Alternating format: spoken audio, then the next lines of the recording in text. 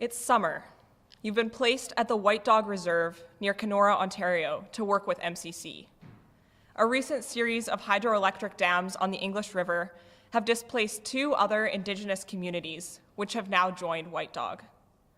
When you enter the reserve, you have to choose whether you'll turn to the left or to the right, as the community has been physically divided.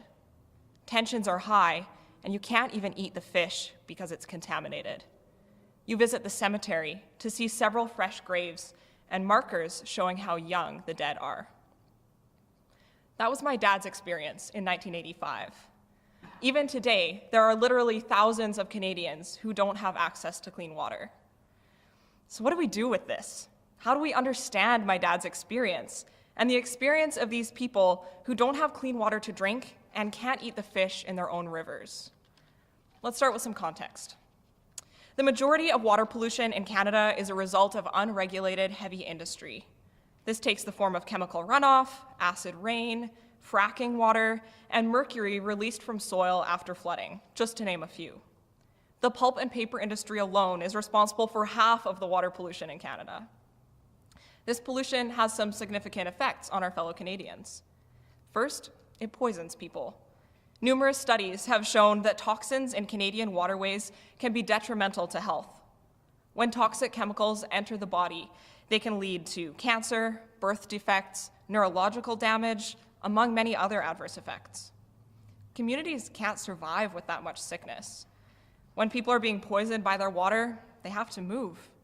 This leads to our second effect, displacement.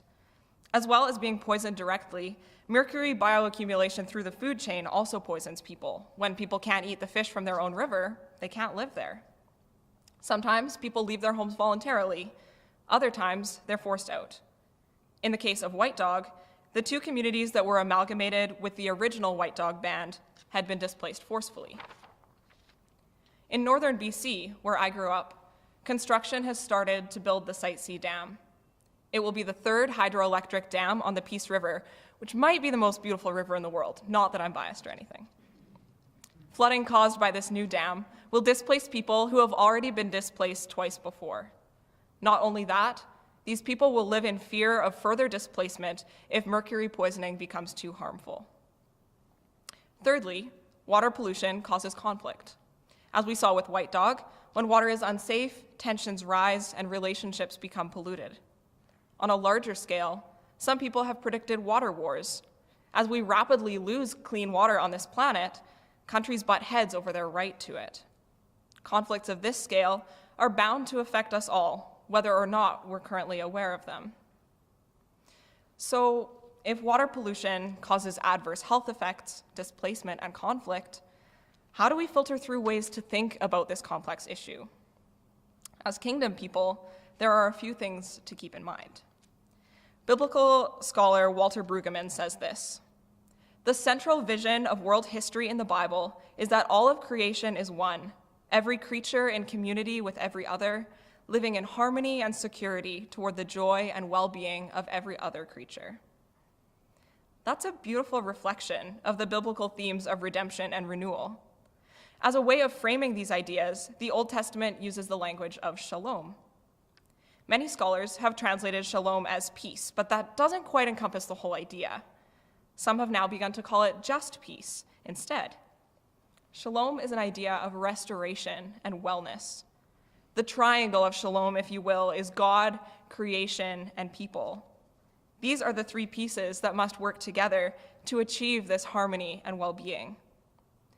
If we look at the idea of the kingdom of God as part of the biblical narrative, we realize that we're in a funny in-between time. Christ has come, the new creation is on its way in, shalom is coming. We're getting there, but we're not there yet. We're living with realities of both brokenness and new creation. In this in-between time, this already but not yet, we can't forget about shalom. It's promised to us as a good and beautiful thing that we can work for with God. Another thing we need to keep in mind is the gospel. It seems obvious, I know. Through my own life, I've come to understand that the core of the gospel to be twofold, and it's pretty simple.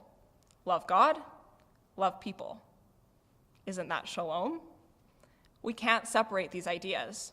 Loving and caring for God, people, and creation are always tied together. Perhaps the English poet John Donne said it best in his familiar poem, No Man is an Island, when he wrote, "Any man's death diminishes me because I am involved in mankind." If we look at these things, shalom, the new creation, and the commandments of Jesus, we see a common thread, or at least I do. Restoration of one thing isn't enough. There is a collective nature to God's good world, and we can't ignore the way one thing is bound to another. It actually took me a long time to figure out why exactly I'm passionate about the environment. Eventually, I figured out that it's because ultimately, I care about people, and I can't adequately care for people unless I care about the earth that they live on. More recently, I've been able to articulate that this stems from a desire to live in and work for shalom.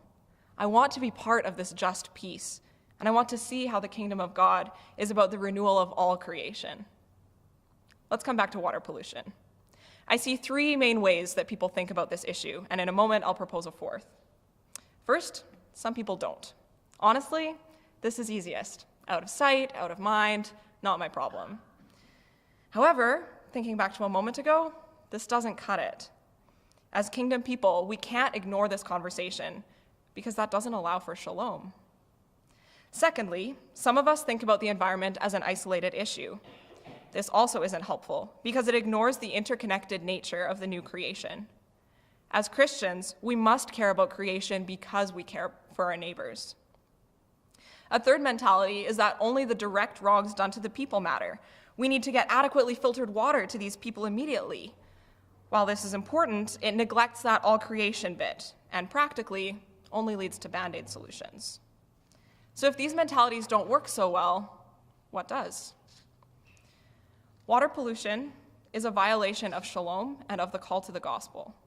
It's a disruption of our care for creation, and it directly affects our neighbors.